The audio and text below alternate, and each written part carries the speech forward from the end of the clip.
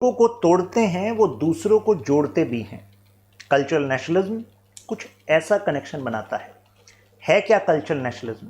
ऐसा क्यों है कि वेस्ट में, एशिया में, मिडिल ईस्ट में, हर जगह पर हम एक कल्चरल नेशनलिज्म का ट्रेंड इमर्ज होते हुए देख रहे हैं। तो व्हाट इज कल्चरल नेशनलिज्म?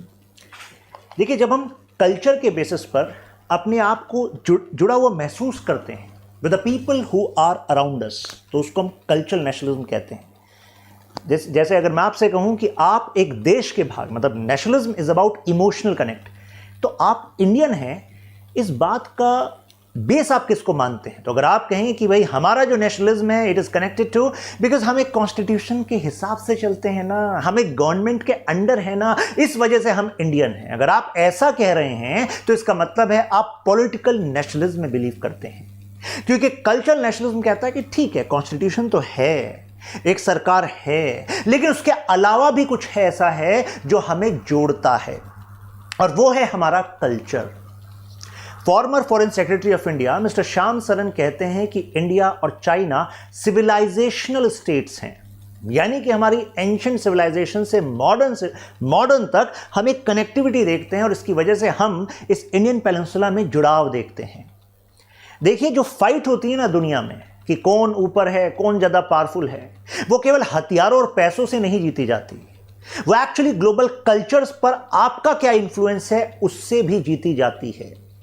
आज के समय में कहा जाता है कि इस ग्लोबल कल्चर की फाइट में वेस्ट लीड कर रहा है, लेकिन जो कल्चरल नेशनलिज्म की वेव अब दुनिया भर में चल रही है, स्पेशली एशिया में, मिडिल ईस्ट में, वो वेस्टर्न कल्चरल इंपीरियलिज्म, क्योंकि उनका इंपीरियलिज्म हम अपने नेशनलिज्म से तोड़ना चाहते हैं, अपने आप को उस पुरानी लेगेसी से आजाद करना चाहते हैं।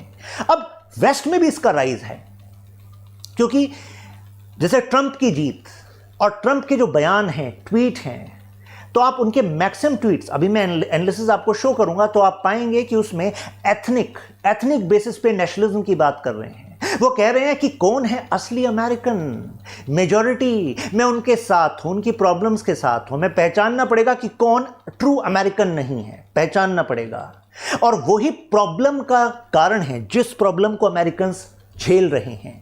तो ये एक स्ट्रेटजी है, ये कोई रैंडम थॉट प्रोसेस नहीं है, ये डीप आइडियोलॉजिकल यूसेज है पॉलिटिकल पावर को गेन करने का।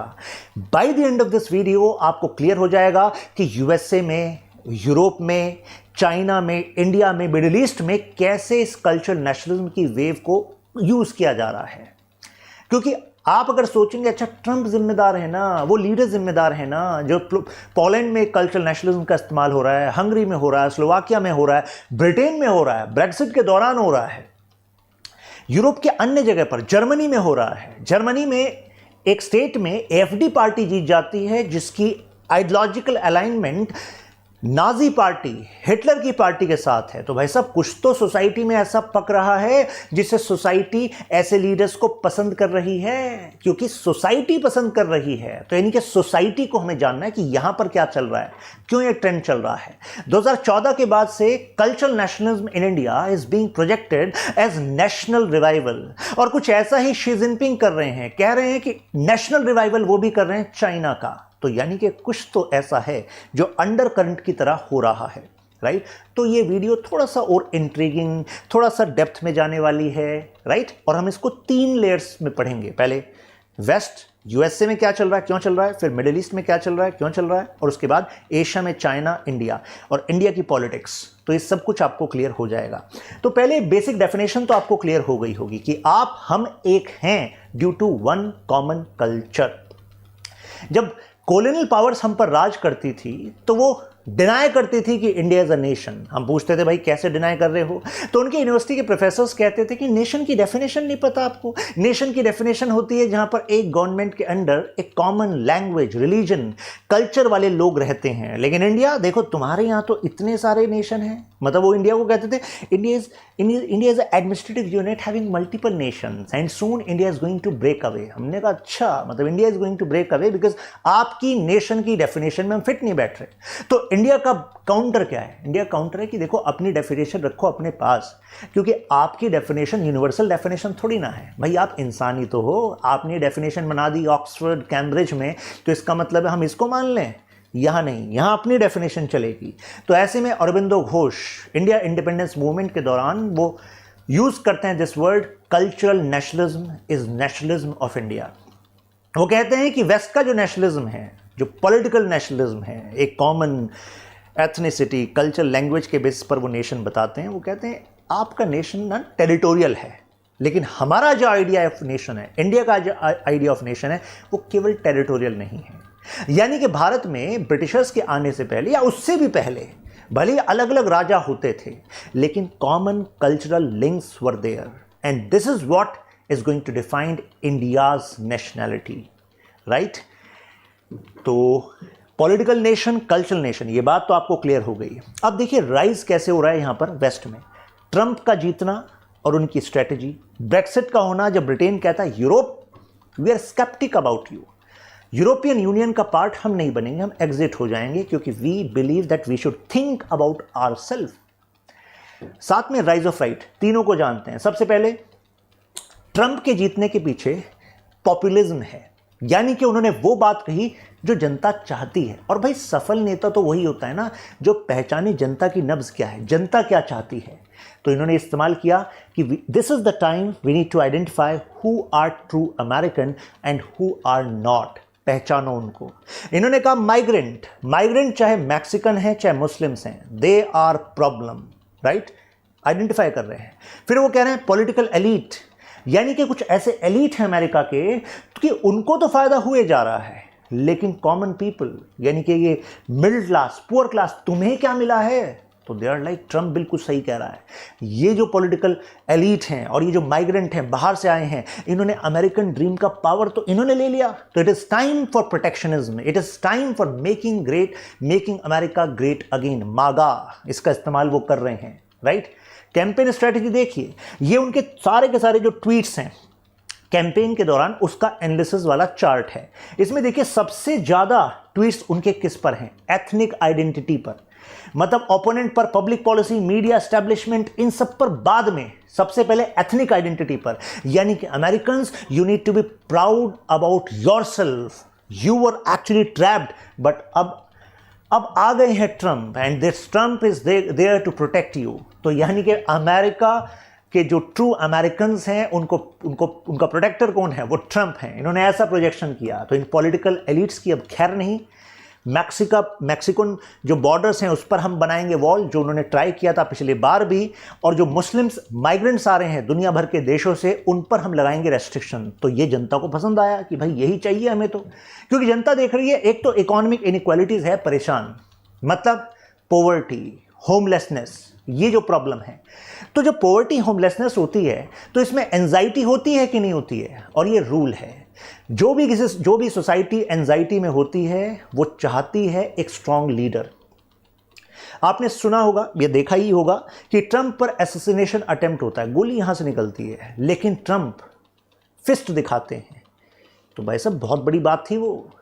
किसी पर ऐसा अटेम्प्ट हो तो होश खराब हो जाए, हो सकता है बेहोश हो जाए, हो सकता है सोचे कि यार दूसरी गोली ना लग जाए, लेकिन वो हिम्मत दिखा रहे हैं। तो it became a symbol that he is a strong leader. और भाई जनता जो एंजाइटी में खुद जो परेशान है वो स्ट्रेंथ को ढूंढता है, तो जो स्ट्रेंथ दिखाएगा वो वोट पाएगा। तो ये उन्होंने किया। ट्रंप ने प्रोजेक्ट किया कि ग्लोबलाइजेशन से हमें मिला क्या है। अब देखा जाए तो अमेरिका को बहुत कुछ ग्लोबलाइजेशन से ही मिला है, लेकिन ध्यान रखिएगा जो कल्चरल नेशनलिज्म का इस्तेमाल यूएसए में हो रहा है। अब यूएसए के मतलब साथ एक अजीब सी बात है कि यूएसए में जो नेटिव्स थे, जो रेडिडियंस थे, उनको तो इन्होंने खत्म ही कर दिया, मतलब डिमिनिश कर दिया। अब वहां पर जो हैं वो यूरोपियन कॉलोनीज जब बनी थी उनके डिसेंडेंट्स हैं। तो कहा जाता है कि America is a land of migrants. Who are true Americans? How you are going to define that? But Trump is saying no more. अब आप ऐसा नहीं कहेंगे कि America is land of immigrants. America में देयर इज अ कैटेगराइजेशन, यानी कि कुछ ट्रू अमेरिकन्स हैं, they should be proud of themselves, their values, their way of life, and there are some immigrants which are creating, illegal immigrants which are creating problem. Globalisation से फायदा तो हुआ है, लेकिन ट्रंप कह रहे हैं क्या मिला, किसको नहीं मिला? गरीब को नहीं मिला, मिडिल क्लास को नहीं मिला। और फायदा किसको हुआ? दो को हुआ, या तो एलीट को हुआ, एलीट अमीर वर्ग, पॉलिटिकली इन्फ्लुएंशियल पीपल, और फॉरेनर्स को हुआ। तो अब एक तरीके से जो परेशान, हैरान परेशान हैं, उनको आसान तरीके से बताना होता है सॉल्यूशन क्या है। ये होता है पॉपुलिज्म। पॉपुलिज्म क्या करता है? देखो, जनता को अगर लॉजिक वगैरह समझाओगे कि इकोनॉमिक रीजंस ये हैं, पॉलिटिकल रीजंस ये हैं, जनता हो जाएगी बोर, वो वोट भी नहीं देगी तुम्हें, बात चाहे तुम बिल्कुल लॉजिकल कर रहे हो। लेकिन पॉपुलिस्ट लीडर क्या करता है? वो डॉगमास का इस्तेमाल करता है, वो काउंटर एनलाइटनमेंट बातें करता है। डॉगमास का मतलब पुराने बिलीफ। वो कहता है कुछ ऐसे बिलीफ्स हैं जिन पर सवाल भी नहीं उठना चाहिए, क्योंकि हमारी और आपकी जो सोच समझ है वो किस आधार पर बेस्ड है? हमारी नॉलेज पर बेस्ड है। और हमारी नॉलेज जरूरी है क्या? हमारा लॉजिक, क्योंकि हमारी नॉलेज पर बेस्ड है, तो भाई आपकी नॉलेज भी तो लिमिटेड है। तो क्या गारंटी है कि आपकी जो नॉलेज है उसके बेस पर जो आपका लॉजिक है वो हर तरह की रियलिटी को समझ सकता हो? बात समझ में आई है? यानी कि अगर आप सोचोगे कि भाई मैं तो अपने लॉजिक से चलूंगा, लेकिन भाई साहब आपके लॉजिक की भी तो लिमिटेशन है, क्योंकि लॉजिक किस बेसिस पे लगाते हो? अपने ज्ञान के बेसिस पे लगाते हो।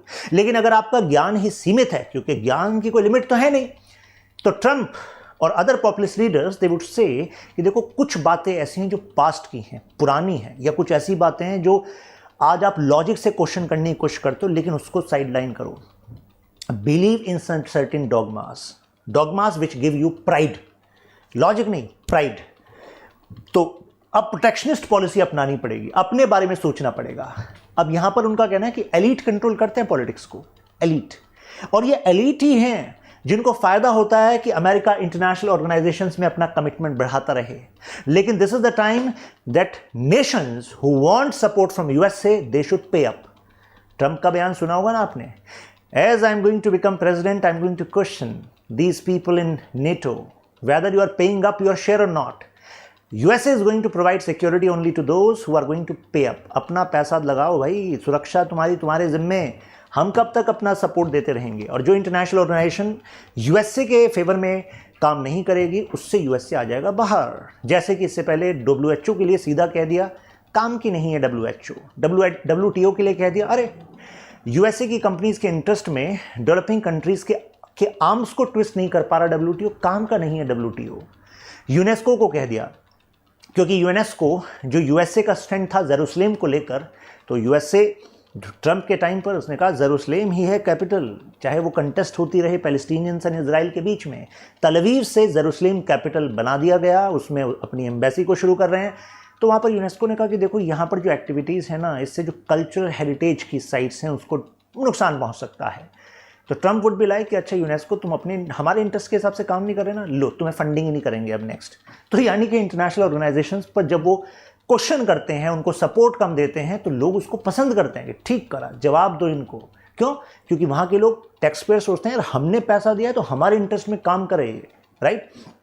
एथनो नेशनलिज्म, ये आइडिया कह रहा है कि अगर हम होस्ट नेशन हैं और हमारे यहाँ माइग्रेंट्स आ रहे हैं, these migrants should serve our economy, they can live, they can serve our economy. लेकिन ऐसे migrants, those who can not serve और कंट्रीब्यूट इन आवर इकोनॉमी और they are going to create problems, they have no right to come here, no right to come here. इससे पहले एक perspective था कि देखो अगर ये रिफ्यूजीज आ रहे हैं अपने प्रोसिक्यूशन से बचने के लिए, इनकी हत्या हो जाती है अपने देश में, तो भाई होस्ट कंट्री ह्यूमन राइट्स की वजह से इनको एक्सेप्ट कर ले। लेकिन अब जो एथनो नेशनलिज्म वो कह रहा है कि भाई साहब डेमोग्राफिक एंजाइटी हो रही है। डेमोग्राफिक एंजाइटी का मतलब अगर इलीगल इमिग्रेंट्स या फिर लीगल इमिग्रेंट्स भी हैं, अगर वो अपना रिलीजन, अपने कल्चर को एक्सपेंड करते चले जाएंगे, तो यहाँ के जो लोग हैं उनकी संख्या हो जाएगी कम और उनकी संख्या हो जाएगी कम, तो एक्चुअली रिसोर्सेस पर, इंस्टीट्यूशंस पर कंट्रोल बाहर के लोगों का हो जाएगा। तो इस वजह से भी कल्चरल नेशनलिज्म एक प्रोमिनेंट आइडिया बन गया है जो स्ट्रेंथ लोगों को प्रोवाइड कर रहा है। ये देखिए डेमोग्राफिक एंजाइटी, ब्रेक्सिट हुआ, सीरियन रिफ्यूजीज के खिलाफ आवाज उठाई गई, यूरोप में भी, यूएसए में भी। यूरोपियन पॉलिसीज भी अब एंटी इमिग्रेंट हो रही हैं। बाकायदा इलीगल इमिग्रेंट्स को जो यूरोप में एंटर कर रहे हैं उनको वहां से उठाकर भेज रहे हैं अफ्रीका के कई देशों में। तो this is happening. Radical right जो है, जो राइट विंग का राइज हो रहा है, दुनिया भर में हो रहा है, वो हो क्यों रहा है? क्या पॉइंट्स हैं, क्या उनकी पॉलिसीज हैं? तो सबसे पहला है एक्सक्लूसिव कल्चरल एंसेस्ट्री, यानी कि फार राइट कहता है कि देखो this is the time that we should actually embrace strength. हमारे एंशिएंट पास्ट में कुछ ऐसा है जो हमें प्राउड फील कराता है, और जब तक कोई नेशन अपने बारे में प्राउड फील नहीं करता तब तक वो अपनी ताकत को बढ़ा नहीं सकता, क्योंकि तब नहीं तो फिर वो क्या करता रहेगा, इकोनॉमिक पॉलिसीज़ में, डिप्लोमेसी में, हर जगह पर वो कॉपी करना शुरू करेगा पुराने तौर तरीकों को। लेकिन जब तक आप नए रास्ते नहीं बनाओगे तो दूसरे तुम्हारे रास्ते को एम्ब्रेस करेंगे क्या? तुम्हारा कोई रास्ता ही नहीं है जब तुम दूसरे को ही कॉपी कर रहे हो। तो इनका मानना है कि एक्सक्लूसिव कल्चरल एंसेस्ट्री, जिससे कि you can project that yes you have some superiority component in comparison to others. Counter enlightenment, जैसे जो राइट विंग है वो कंजर्वेटिविज्म के आइडिया को, बिलीफ को प्रोजेक्ट करती है। इसका मतलब क्या है? देखिए, राइज ऑफ कंजर्वेटिव आइडिया हो रहा है। कंजर्वेटिव का मतलब क्या है? ध्यान से सुन लीजिए। कंजर्वेटिव का मतलब we need to conserve traditions, culture.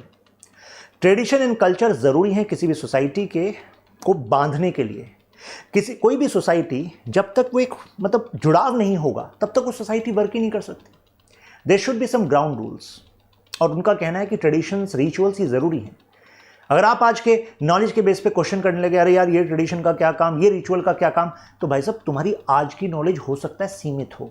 जिस समय पर ये ट्रेडिशन कल्चर बने थे उस समय पर उनके पास कुछ और सेट ऑफ आइडियाज़, कुछ और सेट ऑफ नॉलेज होंगी जिसकी वजह से उन्होंने ऐसे ट्रेडिशंस एंड कल्चर्स बनाए होंगे।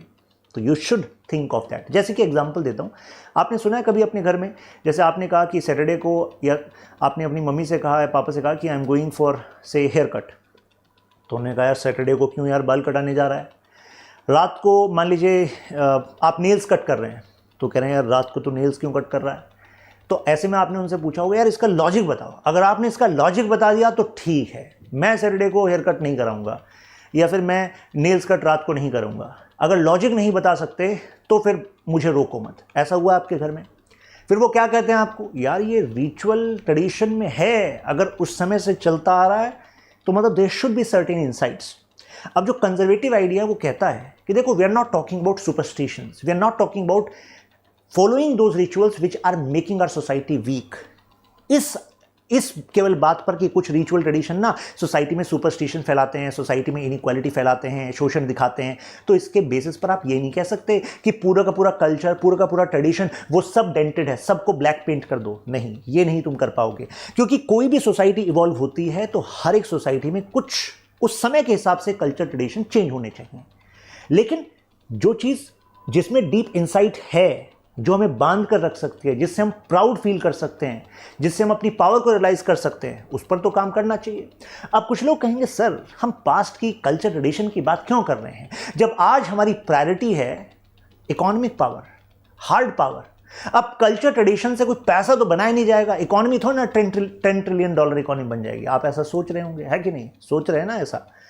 अब जो इंडिया का कल्चरल नेशनलिज्म है उसमें जो प्रेजेंट हमारी गवर्नमेंट पावर में है वो यही कर रही है। वो कह रही है कि culture tradition fused with new liberal idea, यानी कि when you are going to be proud of you, when you are going to have certain insights in your culture which you can contribute to the world in providing solution, यानी कि तुम्हारे culture tradition की कुछ values ऐसी हैं जो आज दुनिया की कुछ प्रॉब्लम का सोल्यूशन बता सकती हैं, और जो दूसरे के देश में, दुनिया में सॉल्यूशन प्रोवाइड करेगा उसके रिलेशन उसके साथ अच्छे होंगे। तो हम ये नहीं कह रहे कि मॉडर्नाइज मत हो, हम ये नहीं कह रहे इकोनॉमिक पावर मत बनो, इकोनॉमिक पावर तो बनना पड़ेगा, बट उसके लिए अपने आप में प्राउड होना पड़ेगा, अपने कुछ इंसाइट्स, वैल्यूज को दुनिया को ऑफर करना पड़ेगा, राइट? तब जाकर वो एक कॉम्प्रिहेंसिव पैकेज बनेगा आपके डेवलपमेंट का। That is what they believe in. अपनी एक्सक्लूसिव आइडेंटिटी को पहचानो, सिंगल आउट करो कल्प्रिट्स को, यानी कि जो तुम्हें कमजोर बना रहे हैं। तो राइट विंग यहां पर कह रहा है ये जो एस्टेब्लिशमेंट है ना, ये तुम्हें आज तक कमजोर बनाता आया है। इसने तुम्हें बताया है कि तुम्हारे इतिहास में था क्या, ये कुछ राजा थे आपस में लड़ते रहते थे। अब ये लड़ते रहते तो ब्रिटिशर्स आए कि अच्छा तुम लड़ रहे हो, चलो हम तुम्हें कैप्चर कर लेते हैं। इससे फालतू तुम्हें क्या सिखाएगा? मतलब ये परसेप्शन तुम्हें अपने पास्ट का बताया गया, तो जो हिस्ट्री में ही अपने वीकनेस ढूंढ रहे हैं, तो बाहर वाले तुम्हें वीक कहेंगे कि नहीं कहेंगे? बिल्कुल कहेंगे। जैसे कि वेस्टर्न स्कॉलर्स कहते थे, western scholars used to say that India's culture, India's past shows meekness, barbarism. Meekness मतलब वो कमजोर है, बैरबरिज्म है। They are too much into spirituality and lack material insights, lack strategic insight। अब ये सारी बातें गलत है, लेकिन जब एकेडमिक्स जो हैं, प्रोफेसर्स जो हैं, जो इतने यूनिवर्सिटीज़ में बैठे हैं, वो सब भी उन्हीं की बातें गा रहे हैं, क्योंकि भाई उन्हीं की फंडिंग, उन्हीं का इंडोक्ट्रिनेशन ऑफ इन यूनिवर्सिटीज़, तो भाई आप वही सीखोगे। फिर आपके पेरेंट्स भी आपको यही बातें बता रहे हैं, वही हिस्ट्री बता रहे हैं, तो आप यही सीखोगे। तो अल्टीमेटली इसका स्केल पर सोचो कितना बड़ा नेगेटिव इंपैक्ट होगा। तो इसी को काउंटर करने की ज़रूरत है। तो ऐसे में आपको समझना होगा कि स्टैब्लिशमेंट, यानी कि पहले कॉलोनियल पास्ट में कुछ लीडर्स, और अगर इंडिपेंडेंट इंडिया हुआ, इंडिपेंडेंस के बाद फिर भी कौन सी ऐसी ताकतें थी भाई जो same way of Indian history, Indian culture लेकर चल रही थी, so that they can actually continue have this power the way they were having. Advocate, अब ये सिंपल सॉल्यूशंस की बात करते हैं। हालांकि जब भी कोई इतने बड़े बदलाव की बात होती है दुनिया में, तो सॉल्यूशन सिंपल नहीं होते, लेकिन अगर आपको जनता को समझाना है तो आपको सिंपल स्टोरी बतानी पड़ेगी, सिंपल तरीके बताने पड़ेंगे। लेकिन जब आप पावर में आओगे तो आपको उन नुआंसेस, बारीकियों पर काम करना पड़ेगा। तो ये सिंपल सॉल्यूशन की बात करते हैं। जैसे कि पॉपुलिस्ट लीडर्स क्या कहते हैं, कल्प्रिट्स कौन है, ये फॉरेनर्स हैं, ये इमिग्रेंट्स हैं, उसका इस्तेमाल करते हैं। आइडियोलॉजिकल एक ऑब्सेशन होता है। जैसे कि यूरोप में क्या चल रहा है, यूरोप में एक यूरोप स्केप्टिसिज्म चल रहा है। क्या European Union as an identity nation की आइडेंटिटी से ऊपर होना चाहिए? कारण यूरोपियन यूनियन को कहा जा रहा था कि अब नेशन की जो आइडेंटिटीज हैं दुनिया भर में वीक हो जाएंगी, क्योंकि अब दुनिया सुप्रा नेशनल आइडेंटिटी की तरफ जा रही है। ये बातें कही जा रही थी। मैं पीएसआर ऑप्शन में भी पढ़ाता था ये बात, अभी भी पढ़ाता हूं, क्योंकि भाई टॉपिक है वो इंटीग्रेशनिस्ट अप्रोच, कि भाई जैसे कि यूरोप एक हो गया, तो इसी तरीके से अब दुनिया में कई कई देश एक होकर मर्ज हो जाएंगे और एक आइडेंटिटी बनती चली जाएगी। यूरोप में हालांकि नेशन भी बना हुआ है और यूरोपियन यूनियन बनी हुई है, लेकिन ग्रेजुअली जो सोवरेनिटी है, संप्रभुता है, वो ऊपर चली जाएगी। ऐसी बातें कही जा रही थी। लेकिन जो रिसेंट ट्रेंड देखे जा रहे हैं, क्या हो रहा है यहां पर, फ्रांस, जर्मनी, ब्रिटेन, क्या हो रहा है, दे आर सेइंग भाई नेशनल आइडेंटिटी को वीक नहीं होने देना है, नेशनल आइडेंटिटी में हमें प्राउड करना है। यूरोपियन यूनियन की हर एक बात को मानेंगे नहीं, तो इसका मतलब है नेशनलिज्म का दोबारा से सर्ज हो रहा है। तो this is what is happening. यहां पर देखिए यूरोफोबिया, यूरोप स्केप्टिसिज्म, यही मैं बात बता रहा था। अब देखिए यहां पर हना अरेंट कह रही हैं कि यूरोप में ना इनइक्वालिटी पहले भी थी, कमजोर लोग पहले भी थे। उनको तब ये ख्याल आ जाना चाहिए था कि भाई ये जो यूरोपियन बड़ी पावर है, इसमें एलीट ही तो हैं जो पावर को गेन कर रहे हैं, तो तब क्यों नहीं जागे ये? तो हना अरेंट कहते हैं तब इसलिए नहीं जागे क्योंकि तब यूरोपियन पावर्स ने ना इनको बताया कि देखो हम ना एक्सपेंड कर रहे हैं, देखो जगह जगह कॉलोनी बना ली। तो जो ब्रिटेन का जो वर्कर है और जो इंडिया में वर्कर है, तो इंडिया का वर्कर ज़्यादा एक्सप्लॉइटेड है than Britain worker. And British worker को कहा जा रहा है कि यार तुम ब्रिटिश सिटीजन हो, और ब्रिटिश सिटीजन तो वो है जिसका दुनिया भर में राज है, देखो दुनिया भर में इन्फ्लुएंस है। तो भले उसके हालात ख़राब हैं, लेकिन वो प्राउड फील कर रहा है कि यार मैं तो ब्रिटिश हूँ। ये देखो एशिया, अफ्रीका, गुलाम लोग। हालांकि उसकी भी लाइफ में गुलामी है, उसकी लाइफ में गुलामी है किसी इंडस्ट्रियलिस्ट की। ऐसा हना अरेंट कह रही है, उनके भी इकोनॉमिक हालात ठीक नहीं है वहां पर उन वर्कर्स के, पुअर के, लेकिन वहां पर फिर भी वर्कर पुअर को मैनेज कर रही थी सरकारें कि भाई देखो तुम इनसे तो ऊपर हो। और फिर जब दुनिया भर से पैसा कमा रहे थे तो उसको इनके ऊपर खर्च भी कर रहे थे, तो इनको तो वेलफेयर हो रहा था, डेवलपमेंट हो रहा था, दे वर मैनेज्ड। ये चल रहा था। फ्रेंच वर्कर्स देखिए ऐसे ही फ्रेंच के साथ था, हालात खराब, लेकिन लग रहा है यार फ्रेंच आर सुपीरियर, क्योंकि फ्रेंच की भी जगह जगह कॉलोनी थी। लेकिन क्या अभी ऐसा चल रहा है? नहीं। अब जो यूरोपियन प्राइड है उस पर लग गया है डेंट। कारण अब ये खुद यूरोपियन देश देख रहे हैं, ह्यूमन डेवलपमेंट इंडिकेटर्स में they are finding decline, crisis में, सिविल वॉर जैसी सिचुएशन में दे आर फाइंडिंग क्राइसिस। आप देखो फ्रांस में इस पूरे साल में मैंने कितनी बार ऐसे इवेंट्स पर वीडियो बनाई कि क्या चल रहा है फ्रांस में, आगजनी चल रही है, illegal immigrants, legal immigrants versus French people, crisis चल रहे हैं। देखो इंग्लैंड में, इंग्लैंड पर वीडियो बनाई थी, वहां पर सिविल वॉर जैसी सिचुएशन बीच में ऐसा लग रहा था कि हो रही है, राइट। ऐसा ही स्वीडन में देखो। तो यानी कि जो सो कॉल्ड डेवलप्ड नेशंस थे, यहां पर इंटरनल क्राइसिस दिख रहे हैं कि नहीं दिख रहे हैं? ठीक है, तो यानी कि इनस्टेबिलिटी, राइट, क्राइम रेट बढ़ रहा है। उसके बाद इकोनॉमिक ग्रोथ रेट देखो तो भाई उसमें एशिया के कई देश इनसे ऊपर आ रहे हैं। तो अब होने लगी है इनको एंजाइटी कि यार ये अब नहीं चलेगा। तो अब इस वजह से यहां पर राइट का ट्रेंड बढ़ रहा है, राइट, ये यहां पर हो रहा है।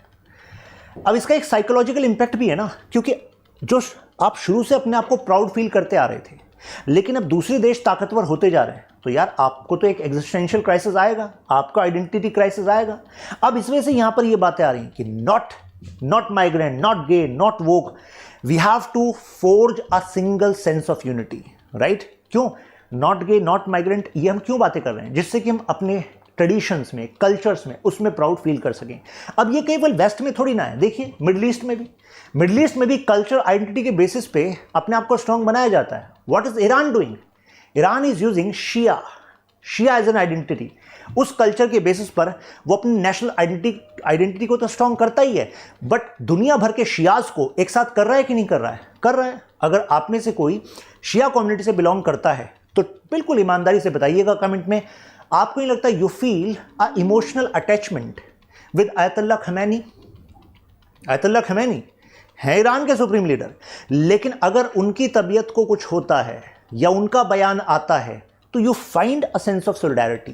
कारण ये एक फैक्ट है, कारण क्योंकि शिया एक आइडेंटिटी है, उस आइडेंटिटी के बेसिस पर इस आइडेंटिटी के बेसिस पर ये सोलिडारिटी रखता है, एकता लाता है। और ऐसे ही फॉर एग्जांपल सऊदी है, सऊदी वही काम वहाबिज्म के बेसिस पे करता है। दुनिया भर में वहाबिज्म की जो यूनिट्स हैं उनको फंड कर रहा था, प्योरिटी ऑफ इस्लाम की बात कर रहा था, जिससे सबका कमिटमेंट किसकी तरफ रहे? सऊदी एज मुस्लिम लीडर की तरफ रहे, राइट? तो अपनी सोसाइटी में भी कर रहे हैं और दुनिया में भी उसको एक्सपेंड कर रहे हैं। लेकिन अब वेस्ट यहां पर क्या चला है मिडिल ईस्ट में? अब इनको लग रहा है कि ये जो वेस्टर्न कल्चर है कहीं ना कहीं ये मुस्लिम आइडेंटिटी को थ्रेटन कर रहा है। Osama bin Laden, what he was saying कि वेस्ट हमें जो नुकसान पहुंचा रहा है वो केवल इकोनॉमिकली नहीं पहुंचा रहा, केवल पॉलिटिकली नहीं पहुंचा रहा, हमारे कल्चर पर इंपैक्ट डाल रहा है। और इस्लामिक देशों से अगर इस्लाम की वैल्यूज छीन लोगे तो बचेगा क्या? This is the perception which is happening. देखिए एडवर्ड सेड क्या कह रहे हैं, फेमस ओरिएंटलिस्ट स्कॉलर हैं, इनका कहना है कि अरब्स ने ऑयल बेचा, पैसा कमाया, लेकिन उस ग्लोबलाइजेशन में उन्होंने वेस्टर्न वैल्यूज को भी धीरे धीरे अपनाया। ऐसे ट्रेंड्स देखने को मिल रहे हैं। तो इसी वजह से एक ये भी एंगल दिख रहा है कि जो इस्लामिक फंडामेंटलिज्म बढ़ रहा है वो क्या है? वो एक तरीके से क्लैश ऑफ सिविलाइजेशन है, जिसकी बात सैमुअल पी हंटिंगटन करते हैं। वो कहते हैं Western civilisation is different from Islamic civilisation, और इनके बॉर्डर्स पे तो भाई साहब ब्लड होना ही है। कारण शुरुआत किससे की थी मैंने वीडियो की, कि जो चीज़ें हमें तोड़ती हैं वो कुछ लोगों को जोड़ती हैं।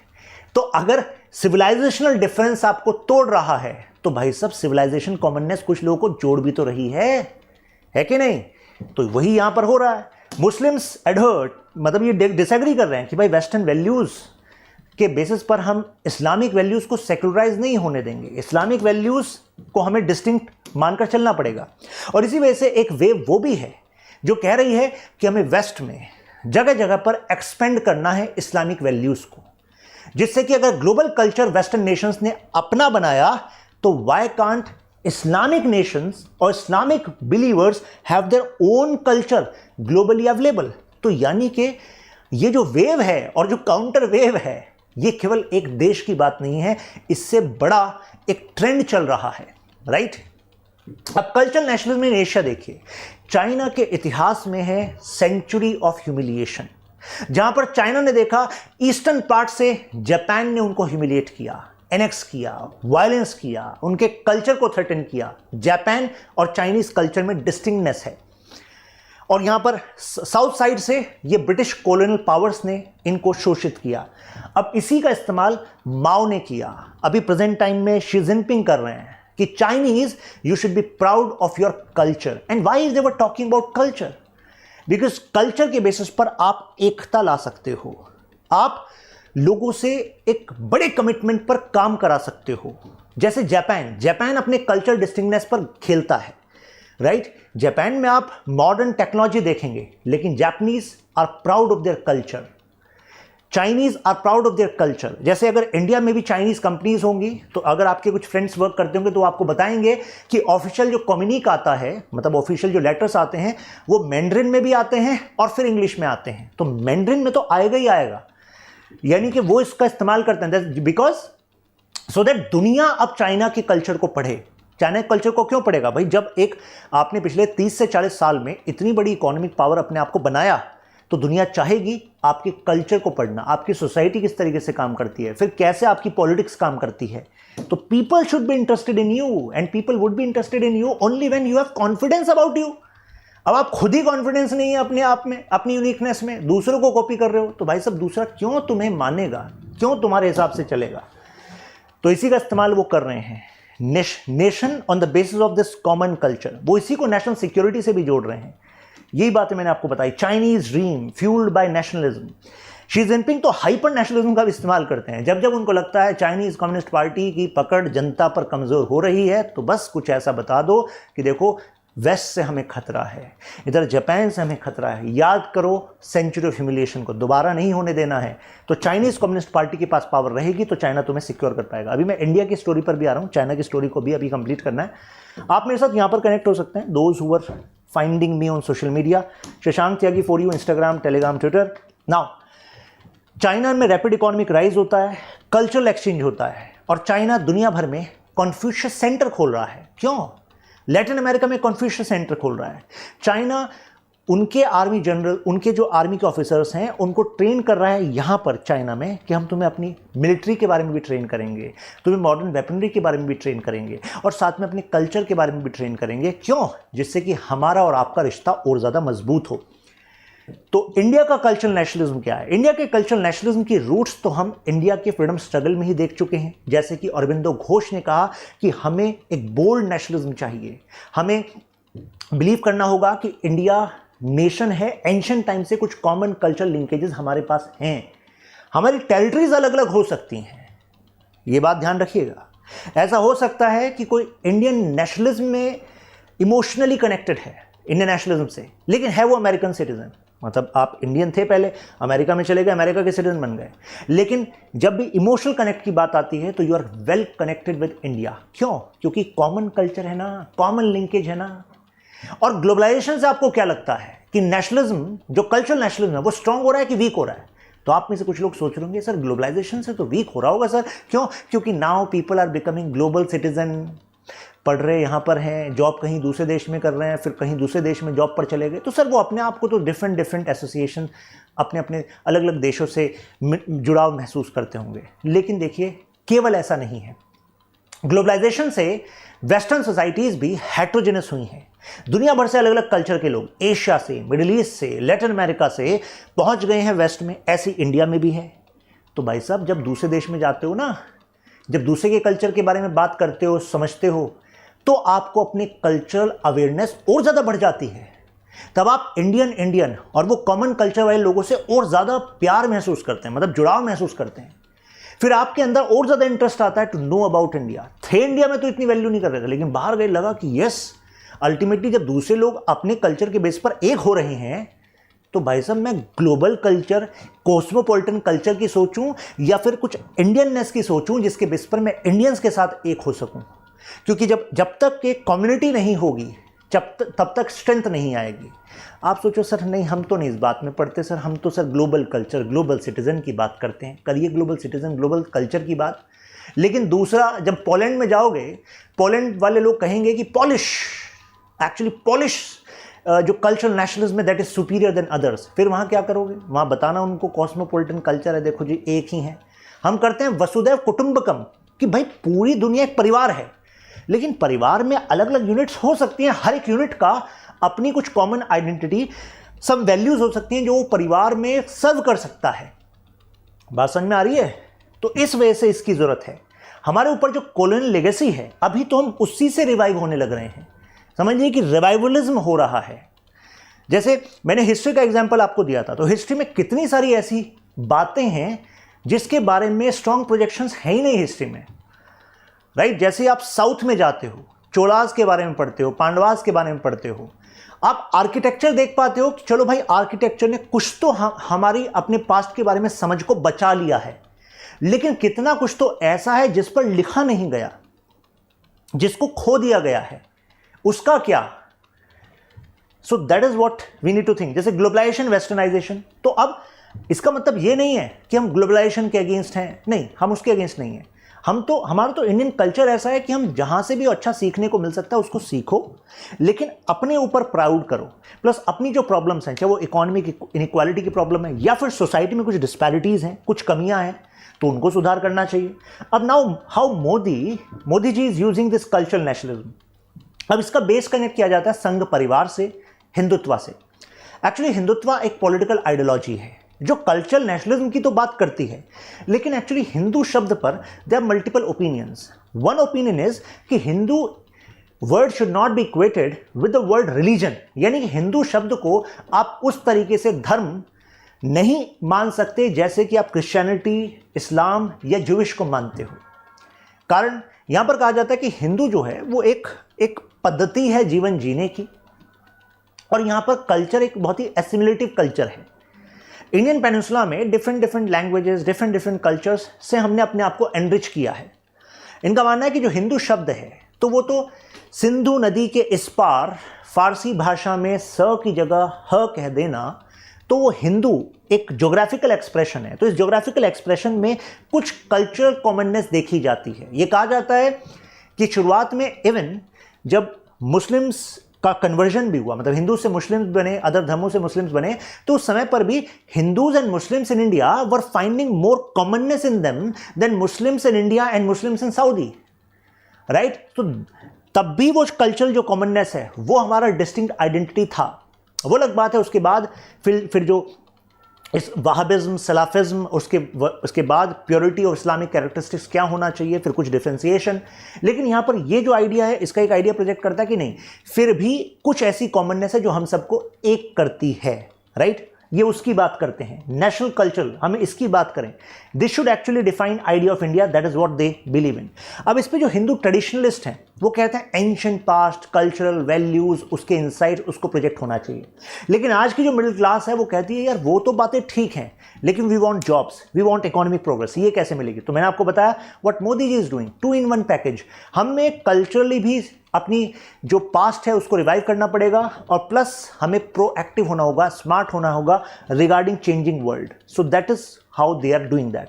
अब ये माना जाता है एक टाइम पर जो आरएसएस है वो कुछ डॉगमास के हिसाब से चलती थी, लेकिन बीजेपी की जो कुछ कोर लीडरशिप थी इवन ड्यूरिंग अटल बिहारी वाजपेयी जी, कहा जाता है कि दे वर फाइंडिंग सर्टेन इश्यूज जहां पर बीजेपी का जो प्रोजेक्शन है वो मोर प्रैग्मेटिक होना चाहिए इलेक्टोरल पॉलिटिक्स के हिसाब से। यानी कि सरकार बनानी है तो कुछ यथार्थवादी होना पड़ेगा, रियलिस्ट होना पड़ेगा। केवल हम जो डोगमाज हैं या कुछ बिलीव्स हैं, केवल उन बिलीव्स के बेस पर वोट नहीं ले सकते, हमें जनता के हिसाब से अपनी स्ट्रेटजी को चेंज करना पड़ेगा। मोदी जी के टाइम पर कहा जाता है कि Modi ji was more connected to the agenda of RSS than earlier leadership of BJP. और इवन जब 2002 गोधरा, और उसके बाद ये कहा जा रहा है कि उस समय की जो लीडरशिप थी जिसमें अटल बिहारी वाजपेयी जी थे, शायद उस समय के कुछ जो सीनियर लीडर्स थे they were not even in favour of कि नरेंद्र मोदी जी सीएम रहें गुजरात के। लेकिन कहा जाता है उसके बाद वो जो एक assassination attempt on Modi ji, ऐसा बात सामने आई और फिर उसको गुजरात पुलिस ने काउंटर किया, जिस पर फिर फाइनली केसेस भी चलते रहे।